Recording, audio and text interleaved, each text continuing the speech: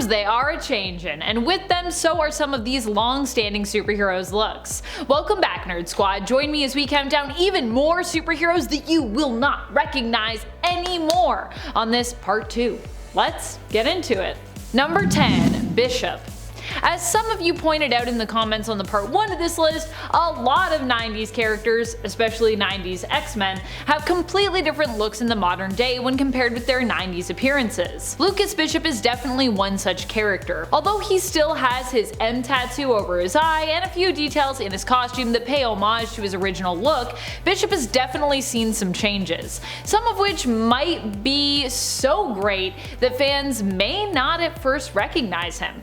While he still often is seen with his XSE guns and even still sports a red bandana, Bishop is now a member of the Marauders. Gone are the days of those 90s X-Men colors, and modern day Bishop dresses mainly in reds and blacks, in homage as well to his role as the Hellfire Trading Company's Red Bishop. Also, I love that Bishop is the Red Bishop because he's a bishop and his name's Bishop, it's crazy. Number 9. Crystal. Crystal's initial appearance had her recognizable mainly by her ginger or strawberry blonde hair and a simple white dress. I personally always thought of Crystal as being ginger, but then I see so many different versions of her where she has like maybe blonde hair.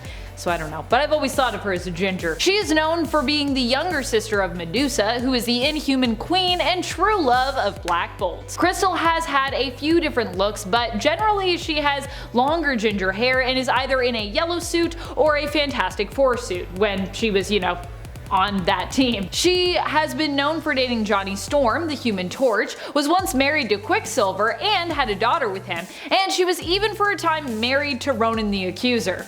Yeah, it's been an interesting dating history I feel like for Crystal. All in all, Crystal has had a sort of wild life, and while her costume has changed gradually, comparing her short blonde haired self in her yellow and black diamond suit to her first appearance with long ginger-like hair in her white dress, looks like a dress to me, and you might not know it's Crystal at first glance. And friends, if you want even more lists where we talk about all the glow ups in comics and I guess some of the glow downs, if that's a thing, be sure to let us know that you love this list by giving it a thumbs up.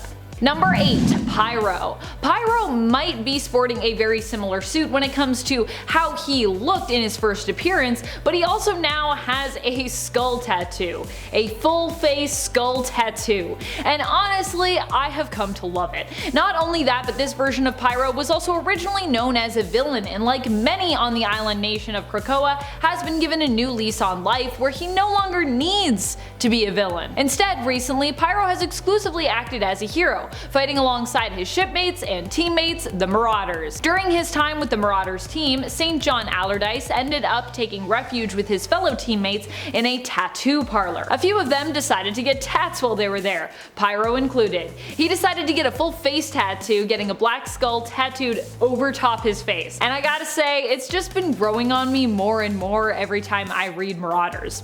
At first, after he got this tat, I was expecting, like so many other Krakoans, that Pyro would end up dying and then being resurrected, erasing the tattoo from his face. After all, who needs tattoo removal when you have resurrection protocols, and mutants dying and returning is no longer really a big deal at all. Although I'm sure the Healing Gardens could remove Pyro's tattoo almost as easily.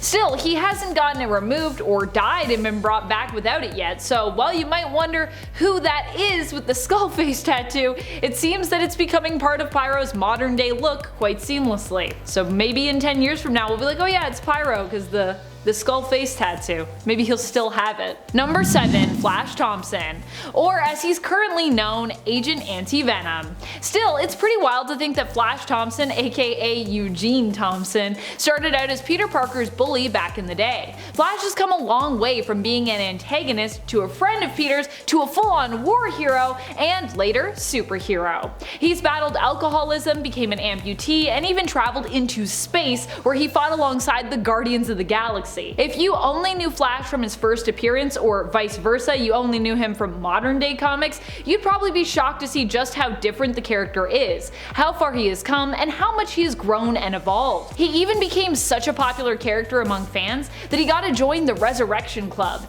being returned to life recently after dying during the fight against Red Goblin. Number 6. Cable. In recent years, Cable has had a completely new look, considering that his old version died and was replaced with his younger version. Of course, his older version has since returned, but there was a good amount of time there in the comics when you might have been confused as to just who exactly you were reading about.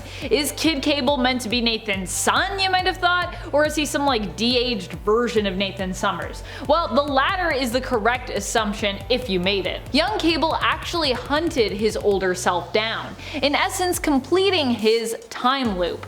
But of course, the old man still existed out there, and if you went to the right point and place in time, he would still be living earlier portions of his life. As such, we were able to bring Old Man Cable back in the comics, and young Cable actually realized that he would also have to leave and let the old man basically take over, as while he thought he knew it all, young and all, that's what young people usually think.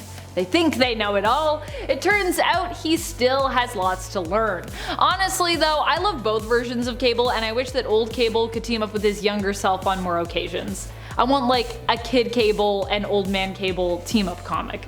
Number 5. Speedball, or as he was known for a good amount of time in the comics, Penance. Robert Baldwin initially got his powers after a lab experiment went awry. After being exposed to extra-dimensional radiation, Robbie found that when he was the target of a certain amount of force, his body would transform. Instead of him being harmed from said blow, he would produce a protective barrier, causing him to become basically like a human bouncy ball. He could use this energy to then shield others, blast opponents, or to even halt speeding projectiles in midair. Speedball would later join the New Warriors. However, later on, he would be part of an incident at the center of the First Civil War, where 612 civilians were killed, including 60 children. This would prompt him to change in appearance and in mindset, becoming Penance, a spiky armored version of the character who had internal spikes in his suit to remind him of all the victims lost, as he felt personally responsible for their deaths. Speedball has since returned to his original appearance, but it has taken him time to recover both physically and mentally from his time as Penance. And he's kinda still on that road to recovery. He was Penance for a long time. Number 4. Angel. Angel is another mutant superhero who has gone through a ton of different looks in life. Most notably was his shift from having organic wings to techno-organic wings after he lost his organic wings when he became one of Apocalypse's horsemen. The crazy thing is that while Angel seems to appear as mostly his original version, there are times where you might be confused with him as to who is who, as he seems to kind of alternate right now in modern comics between his original form and his techno-organic form, Archangel. As far as I can tell, this hasn't been fully explained yet in the comics, though it has been acknowledged that this happens in a similar manner to his X-Corp partner, Monet. That is, when he gets more emotional or gets more angry, his techno-organic form seems to come out. This was alluded to at the end of issue 2 of X-Corp, their Hellfire Gala issue. And if there have been more explanations on this and I missed them, please feel free to tell me what issues I should in-depth read, because yeah, I feel like there's little details, but we haven't gotten like a full, here's how it is, let me break it down for you. Number 3. Nick Fury. While Nick Fury does look very different in modern day comics in comparison to classic comics, it is important to note that technically these are 2 different characters. Well, technically these are kind of like 3 different characters. Or 4 different characters. There's a lot of characters. The version of Nick Fury we saw in the MCU was actually inspired by the version of the character from the Ultimate Universe, who, fun fact, was also inspired in terms of appearances by Samuel L. Jackson, the very man who would end up playing him.